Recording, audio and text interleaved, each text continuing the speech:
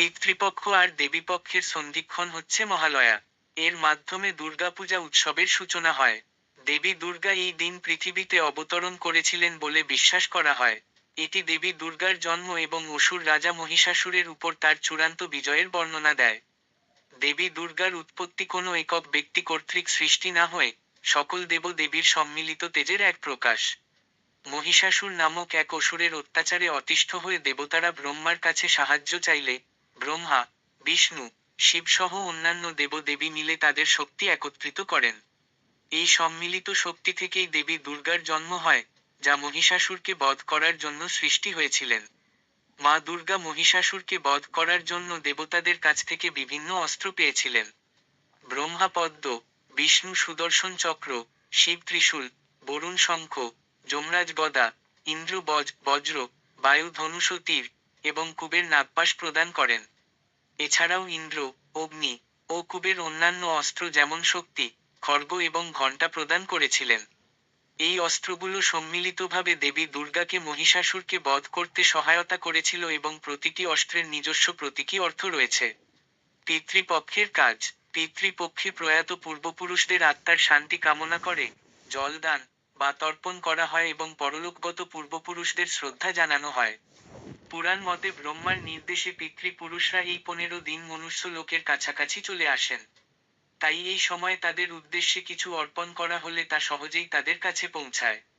তাই গোটা পক্ষকাল ধরে পিতৃপুরুষদের স্মরণ ও মননের মাধ্যমে তর্পণ করা হয়, যার চূড়ান্ত প্রকাশ বা মহালগ্ন হল মহালয়া ও পিতৃপক্ষের শেষ দিন।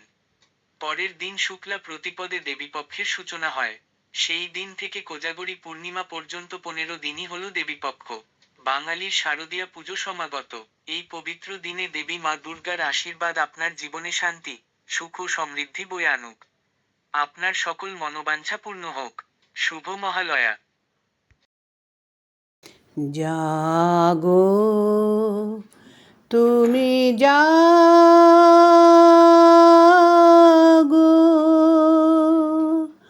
জাগো দুর্গা, জাগো দশ প্রহরণ ধারিণী,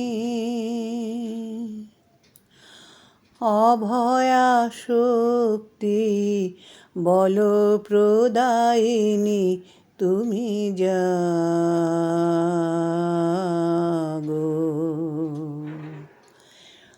জাগো তুমি জাগো।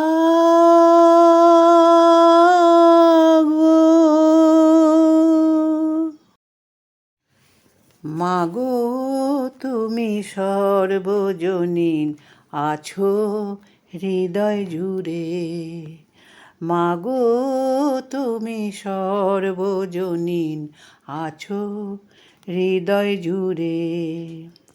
মা আমি মাদার একই ভুলি তাকি করে, মা আমি মাদার একই ভুলি তাকি করে, মাগো তুমি সর্বজনীন আছো হৃদয় জুড়ে।